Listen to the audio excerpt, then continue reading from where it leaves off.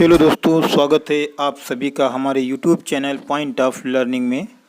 आज हम आपके लिए लेकर के आए हैं राजनीति विज्ञान यानी कि पॉलिटिकल साइंस से संबंधित हमारा जो भारतीय संविधान है उसके भाग 4 राज्य के नीति निर्देशक तत्वों से संबंधित सभी महत्वपूर्ण प्रश्नोत्तर आज के हम इस वीडियो में आपके लिए लेकर के आए हैं। यानी कि आज हमने राज्य के नीति निर्देशक तत्व जो कि भारतीय संविधान का चौथा भाग है उसके सभी महत्वपूर्ण उन प्रश्नोत्तर को आज के इस वीडियो में संकलित किया है, शामिल किया है, जो कि प्रतियोगी परीक्षाओं में लगातार पूछे जाते हैं। तो बिना किसी देरी के हम अपना वीडियो शुरू करते हैं। अगर आप हमारे चैनल पर पहली बार आए हैं या नए हैं तो हमारे चैनल पॉइंट ऑफ लर्निंग को सब्सक्राइब कर दें और वीडियो को लाइक कर दें, साथ ही साथ बेल आइकन भी दबा दें, जिससे आने वाली सभी महत्वपूर्ण वीडियो की नोटिफिकेशन आप तक पहुंचती रहे। तो शुरू करते हैं हम आज का अपना यह चैप्टर। सवाल नंबर 1, पहला प्रश्न, नीति निर्देशक तत्वों का क्रियान्वयन निम्नलिखित में से किस पर निर्भर करता है? यानी इन्हें लागू कौन कर सकता है, किस बात पर निर्भर कर सकता है? ऑप्शन ए, सरकार के पास उपलब्ध संसाधनों पर। ऑप्शन बी, स्वतंत्र न्यायपालिका पर। ऑप्शन सी, राष्ट्रपति की इच्छा पर। या ऑप्शन डी, सशक्त विपक्ष पर। तो जो नीति निर्देशक तत्व हैं इनका क्रियान्वयन जो है सरकार के पास उपलब्ध संसाधनों पर निर्भर करता है। ऑप्शन ए हमारा सही जवाब है। सवाल नंबर 2 की तरफ बढ़ते हैं। मूल अधिकार और राज्य के नीति निर्देशक तत्वों में क्या अंतर है? तो मूल अधिकार जो हमारे भारतीय संविधान में दिए गए हैं वह भाग 3 में दिए गए हैं, और जो राज्य के नीति निर्देशक तत्व हैं या संविधान के भाग 4 में दिए गए हैं। मूल अधिकारों का जो वर्णन किया गया है भारतीय संविधान में, तो अनुच्छेद 12 से लेकर के अनुच्छेद 35 तक मूल अधिकारों का वर्णन किया गया है, और वहीं अनुच्छेद 36 से लेकर के अनुच्छेद 51 तक नीति निर्देशक तत्वों का वर्णन किया गया है।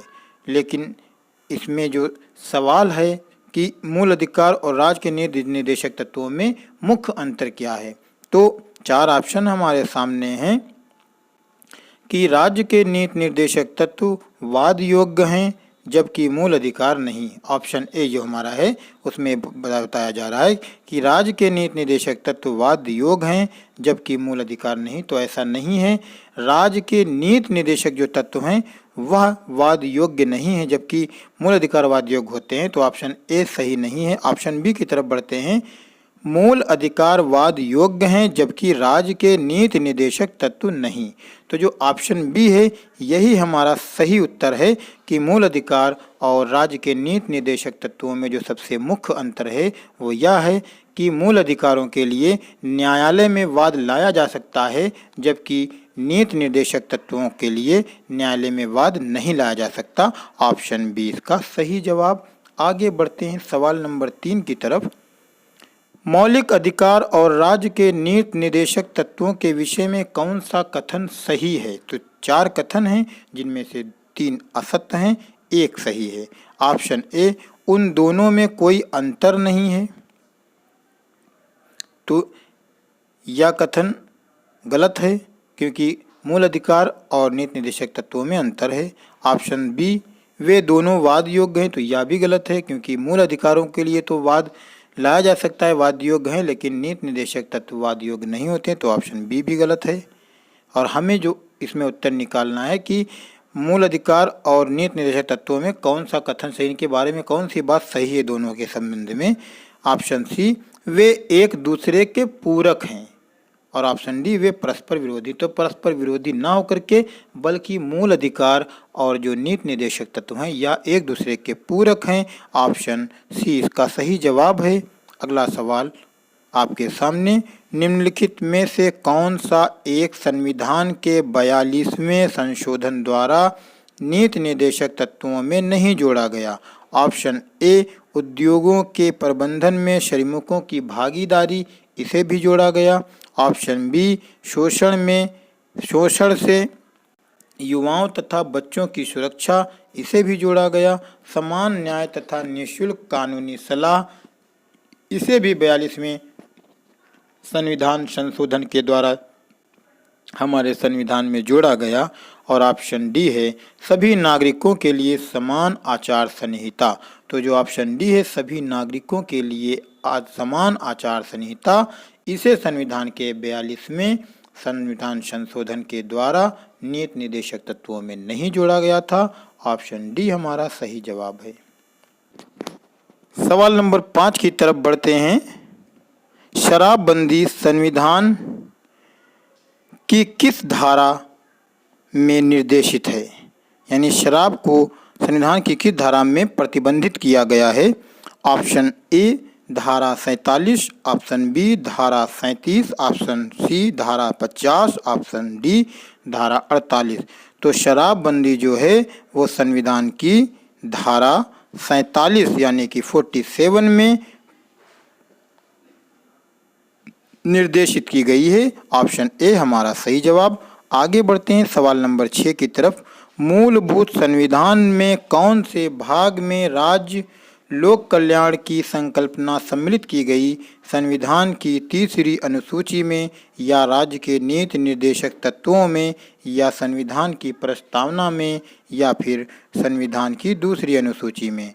तो मूलभूत जो संविधान था हमारा, उसमें राज्य लोक कल्याणकारी राज्य की जो संकल्पना सम्मिलित की गई वह राज्य के नीति निर्देशक तत्वों में सम्मिलित की गई है। ऑप्शन बी इसका सही जवाब है। राज्य के नीति निर्देशक सिद्धांतों के अनुसार किस आयु तक के बच्चों को निःशुल्क एवं अनिवार्य शिक्षा देने की आशा की जाती है? तो ऑप्शन ए 16 वर्ष, ऑप्शन बी 18 वर्ष, ऑप्शन सी 14 वर्ष, ऑप्शन डी 15 वर्ष। तो 14 वर्ष तक के आयु के बच्चों को निःशुल्क एवं अनिवार्य शिक्षा देने की आशा की जाती है राज्य के नीति निर्देशक सिद्धांतों के अनुसार। ऑप्शन सी इसका सही जवाब। सवाल नंबर 8। भारतीय संविधान के कौन से संशोधन अधिनियम द्वारा टकराव की दशा में राज्य की नीति निर्देशक तत्वों को मूल अधिकारों पर वरीयता प्रदान की गई है? 43वां संशोधन, 52वां संशोधन, 26वां संशोधन, या फिर ऑप्शन डी 42वां संशोधन? तो जो भारतीय संविधान का 42वां संवैधानिक संशोधन था, इसमें टकराव की दिशा में राज्य के नीति निर्देशक तत्वों को मूल अधिकारों के ऊपर वरीयता दी गई है। ऑप्शन डी इसका सही जवाब है। अगला सवाल। भारतीय संविधान के अंतर्गत लोक कल्याणकारी राज्य की अवधारणा निम्नलिखित में से किस अनुच्छेद में वर्णित की गई? यानी लोक कल्याणकारी राज्य की जो अवधारणा है उसे किस अनुच्छेद में वर्णित किया गया? किसमें उसका वर्णन है? भारतीय संविधान के किस अनुच्छेद में लोक कल्याणकारी राज्य का वर्णन किया गया है? ऑप्शन ए अनुच्छेद 38, ऑप्शन बी अनुच्छेद 49, ऑप्शन सी अनुच्छेद 51, ऑप्शन डी अनुच्छेद 36। तो जो हमारा अनुच्छेद 36 है, यहाँ से राज्य के नीति निर्देशक तत्वों की शुरुआत होती है और अनुच्छेद 51 में मौलिक कर्तव्यों को जोड़ा गया है। तो जो हमारा अनुच्छेद 38 है, इसमें लोक कल्याणकारी राज्य की अवधारणा का वर्णन किया गया है भारतीय संविधान में। ऑप्शन ए इसका सही जवाब है। अगले सवाल की तरफ बढ़ते हैं। समान न्याय और निःशुल्क विधि सहायता का प्रावधान संविधान के किस अनुच्छेद में? यानी सभी के साथ न्याय में समानता और निःशुल्क विधि की सहायता, इसका प्रावधान कौन से अनुच्छेद में भारत के संविधान में किया गया है? अनुच्छेद 39, अनुच्छेद 39A, अनुच्छेद 40, अनुच्छेद 44। तो जो समान न्याय और निःशुल्क विधि सहायता का प्रावधान भारतीय संविधान में किया गया है, या अनुच्छेद 39A में किया गया है? ऑप्शन बी इसका सही जवाब। सवाल नंबर 11। नीति निर्देशक तत्वों को कार्यान्वित करने के लिए क्या मूल अधिकारों का हनन हो सकता है? हाँ, नहीं, कुछ का, या विवादग्रस्त है? तो नीति निर्देशक तत्वों को कार्यान्वित करने के लिए यानी लागू करने के लिए, आगे बढ़ाने के लिए मूल अधिकारियों का हनन हो सकता है, लेकिन कुछ मूल अधिकारियों का हो सकता है, सबका नहीं। ऑप्शन सी इसका सही जवाब। भारतीय संविधान के निम्नोक्त भागों में से किस एक में न्यायपालिका तथा कार्यपालिका के पार्थक्य का प्रावधान है? सातवीं तालिका, प्रस्तावना, मूल अधिकार, राज्य के नीति निर्देशक सिद्धांत। तो राज्य के नीति निर्देशक सिद्धांत में इसका यह प्रावधान है। ऑप्शन डी इसका सही जवाब। काम करने के अधिकार को राज्य के नीति निर्देशक तत्वों में निम्नलिखित में से किस अनुच्छेद के अंतर्गत रखा गया? तो काम करने के अधिकार को राज्य के नीति निर्देशक तत्वों में से जिस अनुच्छेद में रखा गया है वह हमारा अनुच्छेद 41 है, 41 है, अनुच्छेद 41। सही उत्तर ऑप्शन ए। अगला सवाल, इनमें से कौन राज्य के नीति निर्देशक सिद्धांतों में सम्मिलित नहीं है? समान कार्य हेतु समान वेतन, सूचना का अधिकार, मद्य निषेध, काम का अधिकार। तो जो सूचना का अधिकार है यह राज्य के नीति निर्देशक सिद्धांतों में सम्मिलित नहीं है। अब बाकी तीनों ऑप्शन राज्य के नीति निर्देशक सिद्धांतों में शामिल किए गए हैं। ऑप्शन सी हमारा सही, ऑप्शन बी सही जवाब, सूचना का अधिकार। आगे बढ़ते हैं। भारतीय संविधान के निम्नलिखित अनुच्छेदों में से कौन सा अनुच्छेद राज्य सरकारों को ग्राम पंचायतों को संगठित करने का निर्देश देता है? यानी वो कौन सा अनुच्छेद है जो राज्य की सरकारों को ग्राम पंचायतों को संगठित करने का आदेश, किस ग्राम पंचायतों को संगठित किया जाए या किस अनुच्छेद के तहत राज्य सरकारों को निर्देश दिया गया है? अनुच्छेद 51, अनुच्छेद 32, अनुच्छेद 40, अनुच्छेद 48। तो जो अनुच्छेद 40 है इसके अंतर्गत राज्य सरकारों को ग्राम पंचायतों को संगठित करने का निर्देश दिया गया है। ऑप्शन सी सही जवाब। अगला सवाल, संविधान के किस अनुच्छेद में न्यायपालिका का कार्यपालिका से पृथक्करण का उल्लेख किया गया है? अनुच्छेद 45, अनुच्छेद 46, अनुच्छेद 58, अनुच्छेद 50। तो जो अनुच्छेद 50 है इसमें न्यायपालिका का कार्यपालिका से पृथक्करण का उल्लेख किया गया है। ऑप्शन डी सही जवाब। सवाल नंबर 17, राज्य के नीति निर्देशक सिद्धांतों में से किस अनुच्छेद का संबंध अंतर्राष्ट्रीय शांति और सुरक्षा के संवर्धन से है? राज्य के नीति निर्देशक सिद्धांतों में से वो कौन सा अनुच्छेद है जिसका संबंध अंतर्राष्ट्रीय शांति और सुरक्षा से है? अनुच्छेद 51, अनुच्छेद 52, अनुच्छेद 54, अनुच्छेद 48। तो जो अनुच्छेद 51 है इसका संबंध अंतर्राष्ट्रीय शांति और सुरक्षा से है। ऑप्शन ए इसका सही जवाब। आगे बढ़ते हैं अगले सवाल की तरफ। सवाल नंबर 18, भारतीय संविधान के किस अनुच्छेद द्वारा निम्न दुर्बल वर्गों को शिक्षा संबंधी सुरक्षा प्रदान की गई है? अनुच्छेद 45, अनुच्छेद 46, अनुच्छेद 47, अनुच्छेद 48। तो वह अनुच्छेद 46 है, 46 है, जिसके द्वारा दुर्बल वर्गों को शिक्षा संबंधी सुरक्षा प्रदान की गई है। ऑप्शन बी इसका जवाब सही। सवाल नंबर 19, राज्य के नीति निर्देशक तत्वों का उल्लेख भारतीय संविधान के किस भाग में किया गया है? तो राज्य के नीति निर्देशक तत्वों का उल्लेख भारतीय संविधान के भाग 4 में किया गया है। ऑप्शन सी इसका सही जवाब। भारतीय संविधान के किस अनुच्छेद में राज्य के नीति निर्देशक तत्वों का उल्लेख किया गया है? यानी वो कौन से अनुच्छेद हैं, कहाँ से कहाँ तक हैं, किन अनुच्छेदों में राज्य के नीति निर्देशक तत्वों का वर्णन किया गया है, उल्लेख किया गया है? 4 ऑप्शन।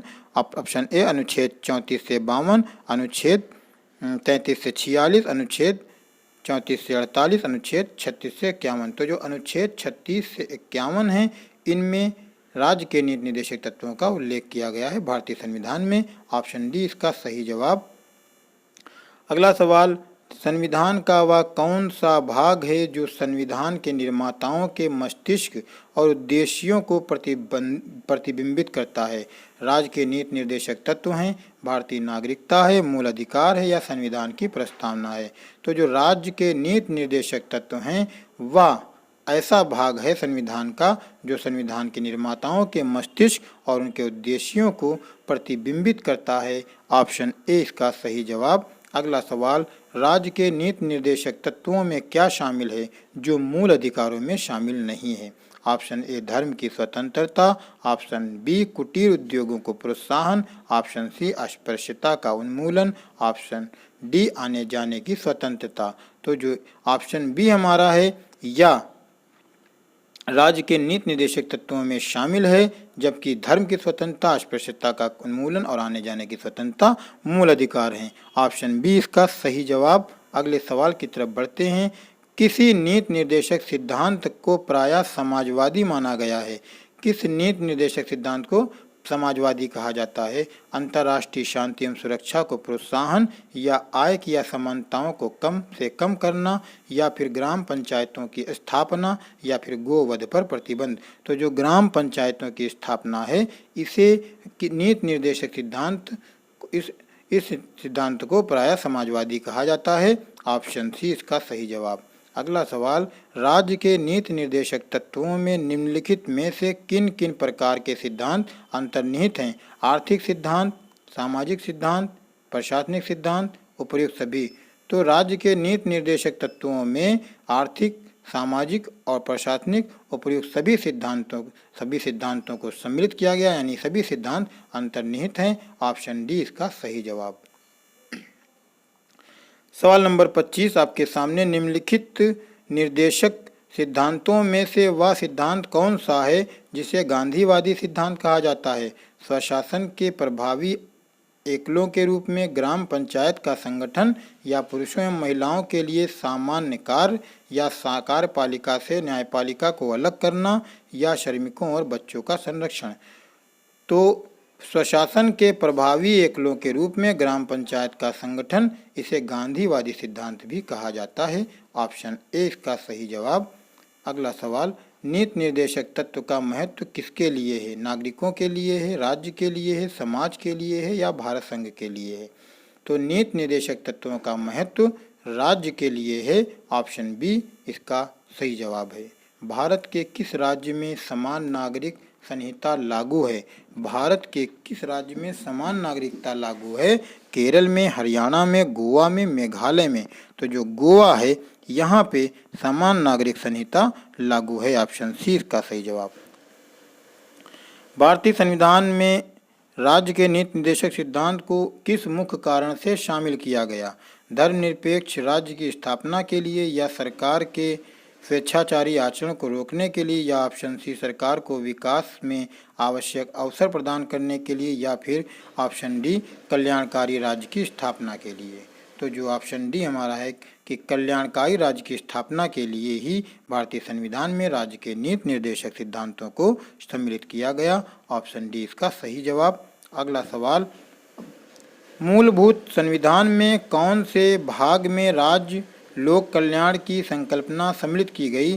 राज्य के नीति निर्देशक तत्वों में, संविधान की प्रस्तावना में, संविधान की दूसरी अनुसूची में, संविधान की तीसरी अनुसूची में। तो राज्य के नीति निर्देशक तत्वों में जो है राज्य लोक कल्याण की संकल्पना को सम्मिलित किया गया। ऑप्शन ए इसका जवाब सही। अगला सवाल, संविधान का कौन सा अंश भारत के नागरिकों को आर्थिक न्याय प्रदान करने का संकेत करता है? मौलिक अधिकार, राज्य के नीति निर्देशक तत्व, प्रस्तावना, या उपर्युक्त सभी। तो संविधान का जो राज्य के नीति निर्देशक तत्व हैं या नागरिकों को आर्थिक न्याय प्रदान करने का संकेत प्रदान करता है। ऑप्शन बी इसका सही जवाब। सवाल नंबर 31, निम्नांकित में से कौन सा राज्य नीति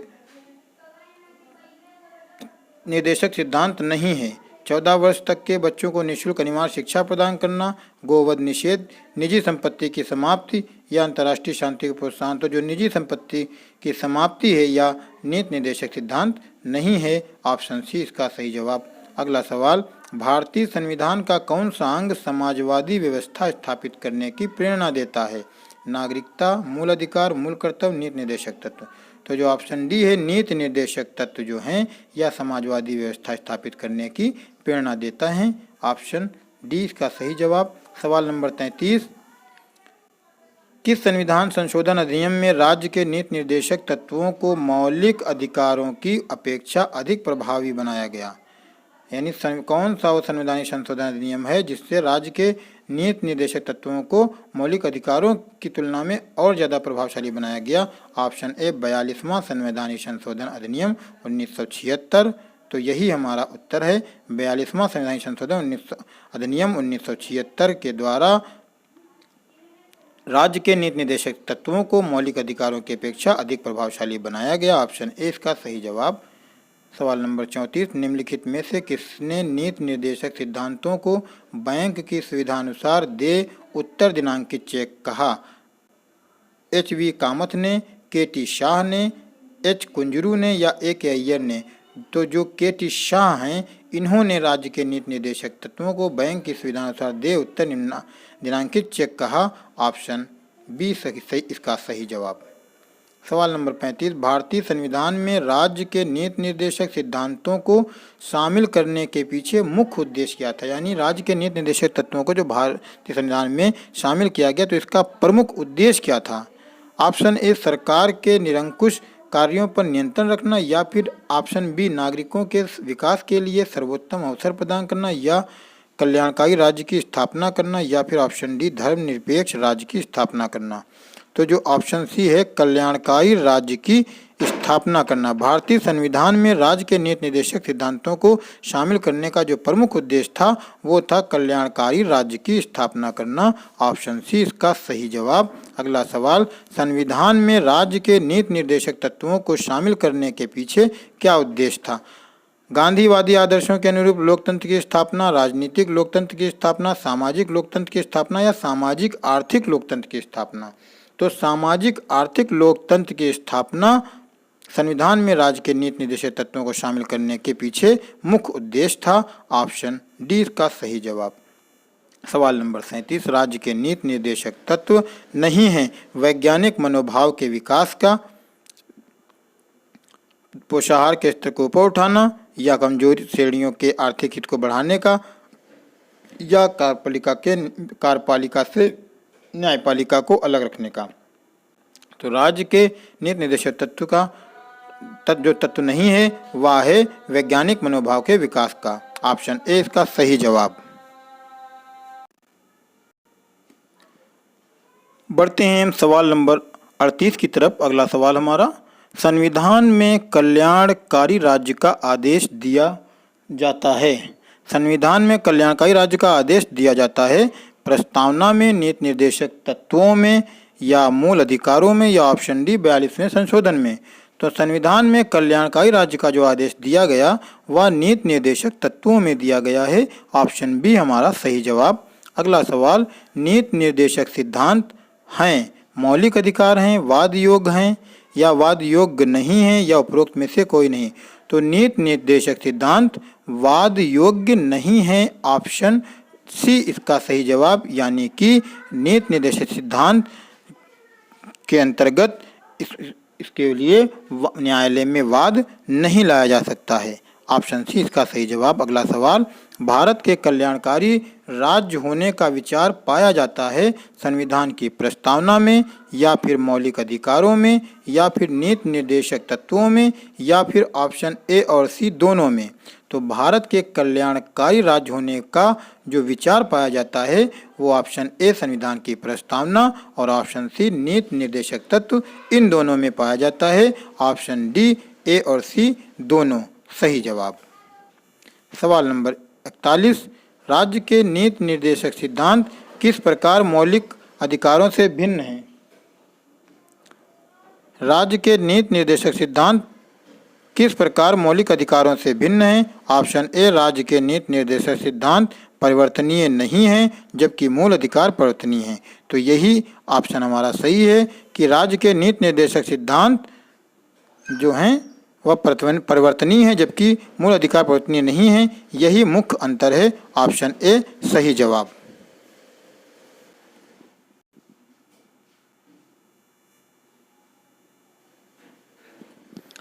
अगला सवाल, सवाल नंबर 42, एक कल्याणकारी राज्य के निर्देश आदर्श वर्णित हैं संविधान की प्रस्तावना में, राज्य के नीति निर्देशक तत्वों में, मौलिक अधिकारों के अध्याय में, या संविधान की 7वीं अनुसूची में? तो एक कल्याणकारी राज्य के जो निर्देश वर्णित हैं वह राज्य के नीति निर्देशक तत्वों में, यानी कि ऑप्शन बी हमारा सही जवाब। भारत के संविधान में अंतर्राष्ट्रीय सुरक्षा को प्रोत्साहन देना शामिल किया गया। नवम सूची में संविधान की प्रस्तावना में, राज्य के नीति निर्देशक तत्वों में या फिर मौलिक कर्तव्यों में। तो भारत के संविधान में अंतर्राष्ट्रीय सुरक्षा को प्रोत्साहन देना, ऑप्शन सी, राज्य के नीति निर्देशक तत्वों में सम्मिलित किया गया। ऑप्शन सी इसका सही जवाब।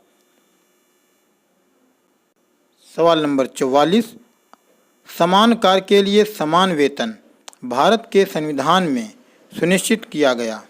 एक मौलिक अधिकार है, एक मौलिक कर्तव्य है, या एक आर्थिक अधिकार है, या फिर राज्य के नीति निर्देशक सिद्धांत का अंग है। तो समान कार्य के लिए समान वेतन भारत के संविधान में जो सुनिश्चित किया गया, या राज्य के नीति निर्देशक सिद्धांत का एक अंग है। ऑप्शन डी इसका सही जवाब है।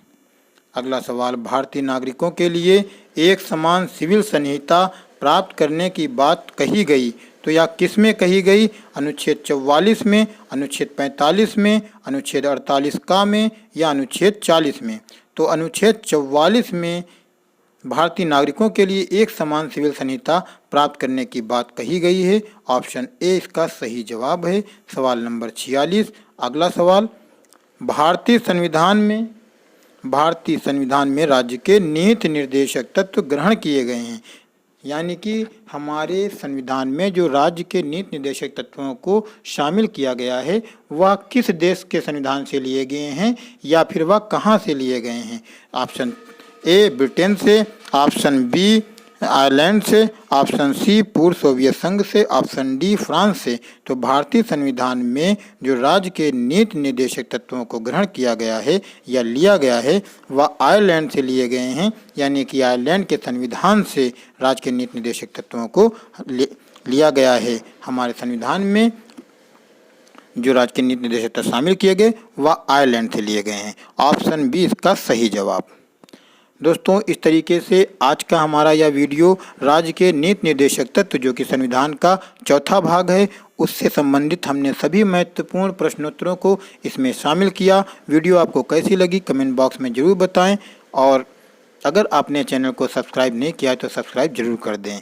मिलते हैं नई वीडियो के साथ, नए महत्वपूर्ण प्रश्नोत्तर और नई जानकारी के साथ। तब तक के लिए आप देखते रहें हमारा चैनल पॉइंट ऑफ लर्निंग और बने रहें हमारे साथ।